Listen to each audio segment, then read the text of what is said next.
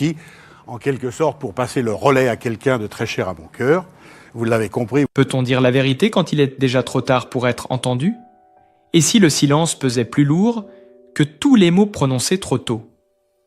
À 90 ans, Alain Delon apparaît comme un homme lucide, marqué par le temps, loin des projecteurs et des rôles. Il ne parle plus en star, mais en témoin fatigué, peut-être le dernier. Il affirme qu'il va dire la vérité, sans la livrer encore, comme si elle exigeait d'abord le silence pour exister. Dans ce récit, Brigitte Bardot n'entre pas par l'image, mais par l'absence. Retirée, silencieuse, déjà hors du monde, elle plane comme une ombre que personne n'a su retenir. Certains êtres, dit-il, ne meurent pas quand leur cœur s'arrête, mais quand le monde cesse enfin de les comprendre. À 90 ans, Alain Delon révèle enfin la vérité sur Brigitte Bardot. Il ne s'agit pas d'un aveu tardif, encore moins d'un règlement de compte.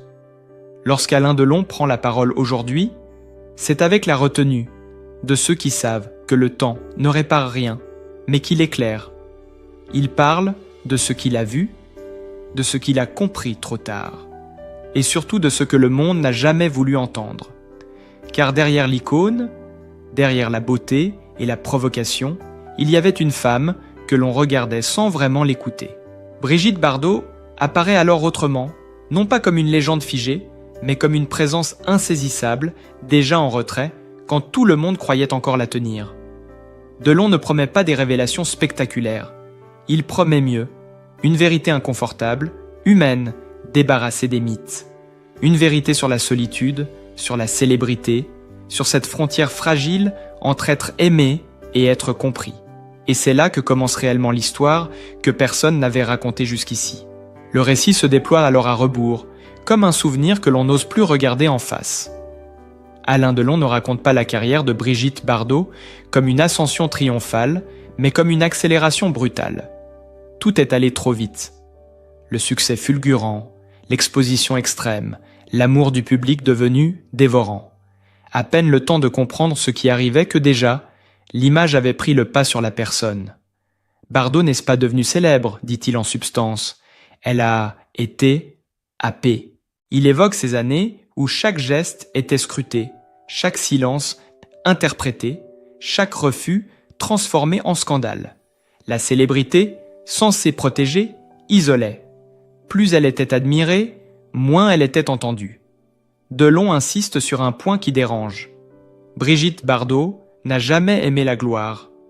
Elle l'a subie comme une violence permanente, une pression constante qui ne laissait aucun espace pour respirer. Là où le public voyait une femme libre, provocante, insaisissable, lui voyait une fatigue ancienne, une lassitude qui s'installait bien avant le retrait. Les images de cinéma racontent une autre histoire que celle vécue à l'intérieur. Le corps devient un symbole, le visage une icône, et l'être humain disparaît derrière ce qu'il représente. Bardot n'a jamais cessé d'être regardée, mais elle a cessé très tôt d'être protégée. Delon parle de cette contradiction avec une amertume calme. Être adorée par tous ne garantit pas d'être comprise. Au contraire.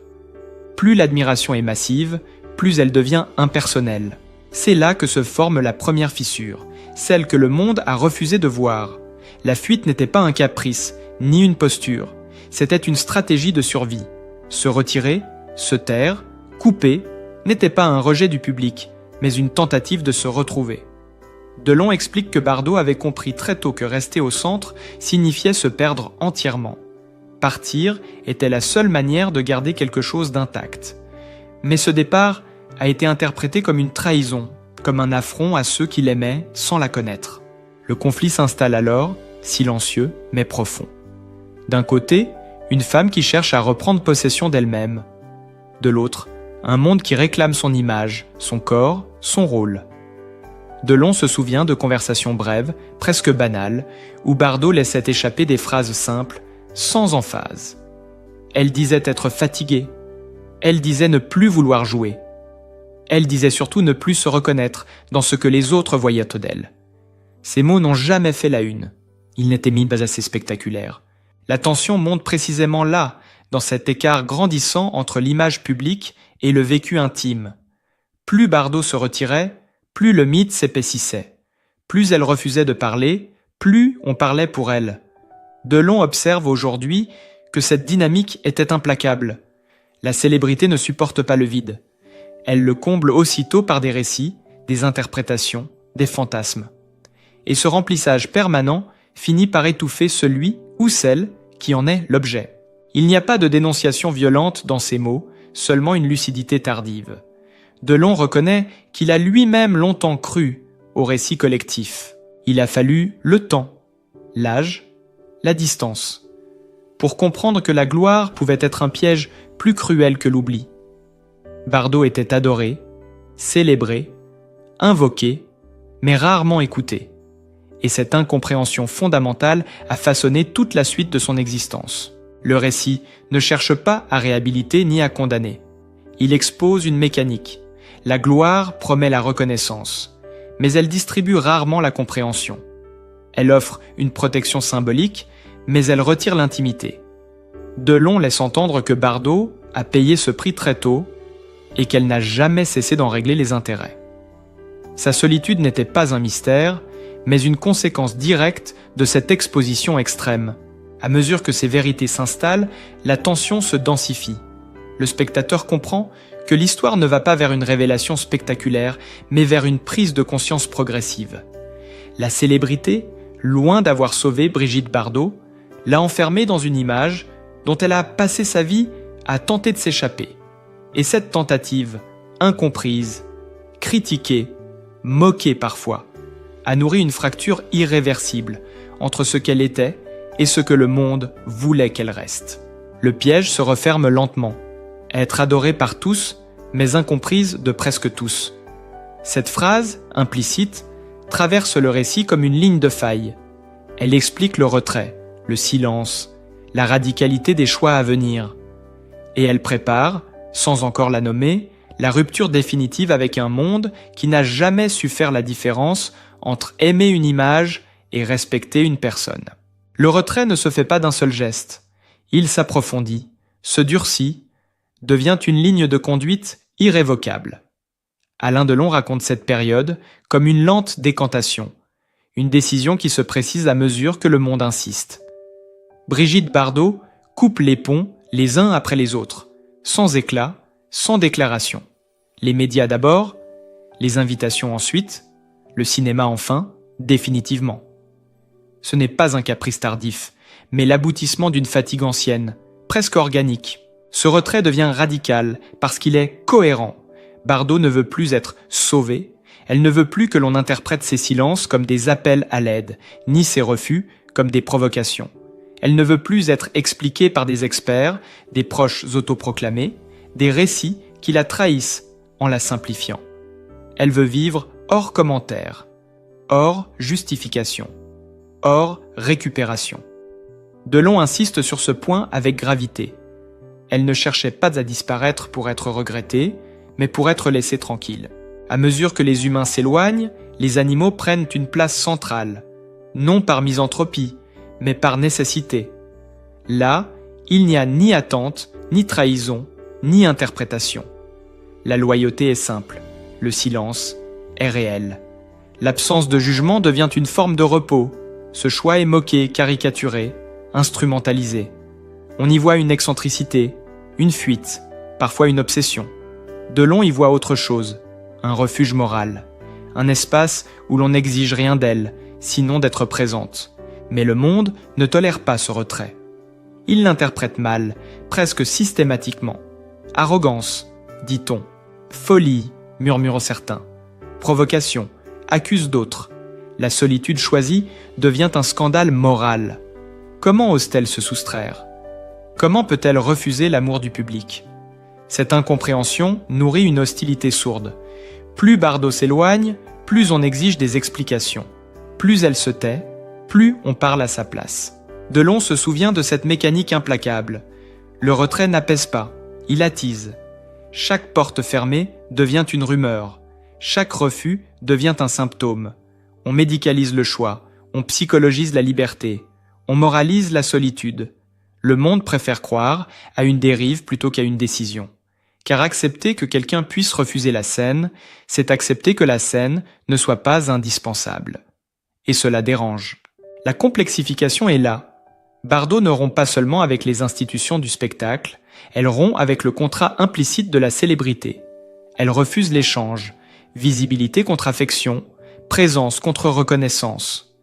Delon explique que ce refus est perçu comme une offense.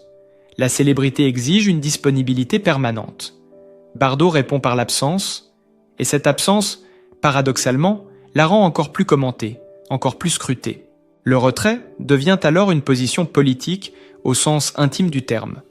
Non pas un manifeste, mais un geste répété, vivre autrement, à l'écart, en choisissant ses silences.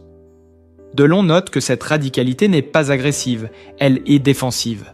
Elle protège ce qui reste, un corps fatigué, une sensibilité à vif, une dignité qu'elle ne veut plus négocier. Le monde, lui, continue d'exiger des comptes. Il réclame des explications comme on réclame des droits. Cette tension transforme la solitude en terrain de conflit. Non pas un conflit visible, mais un bras de fer moral. D'un côté, une femme qui revendique le droit de se retirer. De l'autre, une société qui ne comprend pas qu'on puisse refuser l'amour tel qu'elle le distribue. Delon observe que plus Bardot affirme son retrait, plus on tente de la ramener au centre par la critique, la moquerie ou l'inquiétude feinte. Le récit avance ainsi, serré, sans explosion. La rupture avec le monde n'est pas un cri, c'est une fermeture progressive. Chaque lien rompu en appelle un autre. Chaque malentendu renforce la distance. Et dans ce processus, Bardot devient à la fois plus libre et plus seul. Cette solitude, choisie au départ, se charge d'un poids nouveau, celui de l'incompréhension durable. Delon ne romantise pas ce retrait. Il en montre la nécessité et le coût. Il rappelle que la liberté radicale n'est jamais confortable. Elle isole. Elle expose à la caricature. Elle transforme le calme en soupçon. Mais il souligne aussi qu'il n'y avait plus d'alternative. Rester aurait signifié se renier. Partir signifiait être jugé. Bardot choisit le jugement plutôt que la perte de soi. La complexification est désormais totale. La gloire, devenue piège, se transforme en adversaire silencieux. Le retrait, devenu radical, alimente le scandale. Et le récit, porté par cette contradiction, s'approche d'un seuil décisif. Car, lorsque l'on coupe tous les ponts, il reste une question irréductible. Comment décider de la fin quand on a déjà refusé tout le reste ? Il arrive un moment où tout se resserre. Le récit ralentit, le souffle se fait plus grave, et Alain Delon parle d'une décision qui n'a rien d'un coup de tête. Elle ne surgit pas dans l'urgence, ni sous la pression d'un événement. Elle est là depuis longtemps, mûrie dans le silence, polie par les années. Brigitte Bardot décide de sa fin comme elle l'a décidé de sa vie, sans témoin inutile, sans mise en scène, sans concession. Non par dureté, mais par cohérence. Ce point de bascule n'est pas annoncé. Il ne fait l'objet d'aucun manifeste. Il s'impose comme une évidence intime.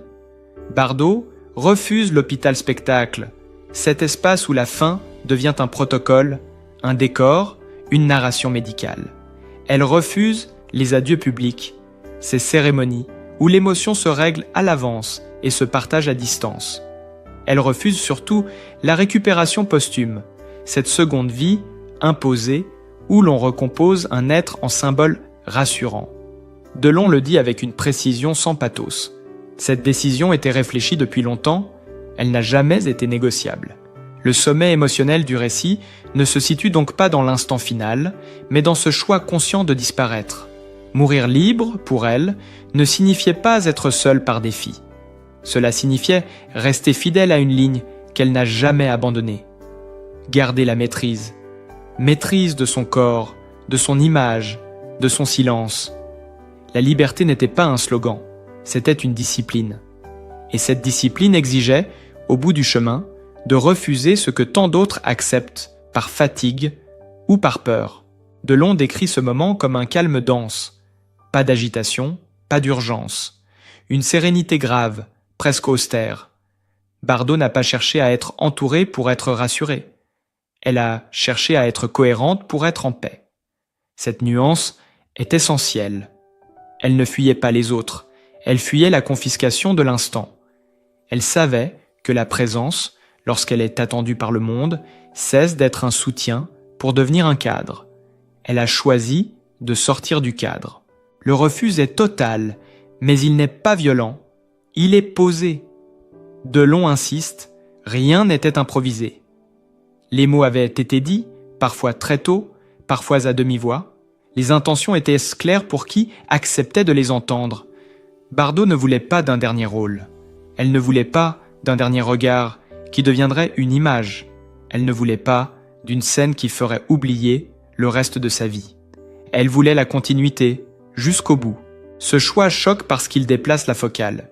Il oblige à regarder la fin autrement.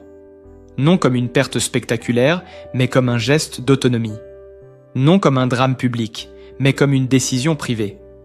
Delon reconnaît que cette radicalité dérange, parce qu'elle retire au monde ce qu'il croit lui appartenir.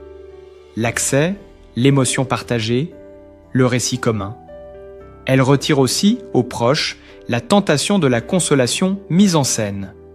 Elle laisse chacun face à sa propre relation au manque. La tension atteint son sommet, précisément ici. Non pas dans la disparition elle-même, mais dans la compréhension tardive de ce qu'elle signifie. Bardot n'a pas cherché l'isolement pour provoquer. Elle l'a choisi pour rester libre. Et cette liberté, portée jusqu'à l'extrême, éclaire tout ce qui précède. Le retrait, les refus, les silences. Tout converge vers ce point étroit où la cohérence devient absolue. Le récit ne célèbre pas cette décision, il la constate, il en montre la force et le coût. Delon ne cherche pas à convaincre, il transmet une vérité qu'il a mis du temps à accepter. La liberté radicale n'adoucit rien. Elle clarifie, elle sépare, elle exige, et elle laisse derrière elle une question qui n'a pas de réponse facile. À cet instant, le sommet est atteint. Le choix conscient de disparaître révèle le sens d'une vie entière. Ce n'est pas la mort qui fait événement, mais la manière de s'y tenir. Et dans ce calme tendu, presque solennel, le récit suspend son pas. Car après le sommet, il ne reste plus qu'une retombée lente, une lucidité froide et la nécessité de regarder ce geste pour ce qu'il est. Non une fuite, mais l'ultime affirmation d'une liberté sans concession. Après la mort, le monde arrive. Toujours trop tard. Le silence qui entourait Brigitte Bardot se brise soudainement, non pas pour l'accompagner, mais pour la recouvrir. Les écrans s'illuminent, les journaux se remplissent, les mots se succèdent comme s'ils avaient été préparés depuis longtemps. Hommage unanime, réhabilitation tardive, discours apaisant, presque consolateur. Le récit collectif se met en place avec une efficacité implacable. La légende reprend ses droits. Alain Delon observe cette déferlante avec une distance lourde de sens. Il ne s'emporte pas. Il ne contredit pas frontalement, mais dans sa manière de raconter, quelque chose grince. Il y a, dans ces silences, une dénonciation implicite, celle d'une hypocrisie collective qui ne dit pas son nom. Pendant des années, Brigitte Bardot dérangeait, elle agaçait, elle inquiétait. On la disait excessive, radicale, provocatrice. Et voilà qu'après sa disparition, elle devient soudain consensuelle. Aimable, lissée, le monde semble découvrir trop tard ce qu'il n'a jamais voulu entendre. Les mêmes voix qui critiquaient son retrait saluent désormais son courage. Les mêmes institutions qu'elle fuyait célèbrent aujourd'hui son héritage. Alain Delon parle d'une compréhension posthume qui sonne creux. Comprendre après coup, c'est souvent une manière élégante d'éviter de se remettre en question. La mort facilite tout. Elle permet de réécrire sans contradiction possible. Bardot est alors transformée en icône rassurante, presque inoffensive. On gomme les aspérités, on atténue les refus, on explique les silences, on range la radicalité dans la catégorie du tempérament. Tout ce qui faisait d'elle une figure inassimilable devient un récit acceptable. Delon insiste sur ce point avec une amertume contenue. Brigitte Bardot n'a jamais été consensuelle. Elle n'a jamais cherché à l'être. Et c'est précisément cela que l'on efface en la célébrant ainsi. Le récit ralentit, la voix se fait plus basse, plus grave. Il n'y a plus de colère, seulement une mélancolie lucide. Alain Delon ne reproche pas au monde d'aimer Bardot. Il reproche au monde de ne l'avoir aimée qu'à condition de la transformer, d'avoir attendu qu'elle se taise définitivement pour enfin l'applaudir sans réserve. Cette inversion trouble le sens même de l'hommage. À quoi rend-on hommage si ce n'est à une version corrigée de ce qu'elle fut réellement? Dans cette retombée contrôlée, la tension change de nature. Elle n'est plus dramatique. Elle devient intellectuelle, presque morale. Le spectateur est invité à regarder ce mécanisme familier. Nous rejetons ce qui dérange. Puis, nous l'embrassons une fois qu'il ne peut plus nous répondre. La liberté radicale devient acceptable quand elle n'exige plus rien de nous, quand elle ne remet plus en cause nos conforts, nos attentes, nos compromis. Alain Delon souligne aussi un autre malentendu, plus intime encore. En transformant Bardot en symbole apaisé, on efface la solitude qui a accompagné ses choix. On parle de liberté sans évoquer le prix payé. On célèbre la cohérence sans regarder les fractures qu'elle a laissées derrière elle. Cette simplification rassure, mais elle ment. Elle permet de consommer la mémoire sans affronter la complexité. Le monde arrive après, et il arrive avec ses mots prêts à l'emploi. Delon, lui, parle lentement, comme s'il cherchait à préserver quelque chose de fragile. Il sait que la vérité qu'il évoque ne sera jamais reprise telle qu'elle. Elle est trop inconfortable, trop nuancée, elle ne se prête pas au slogan.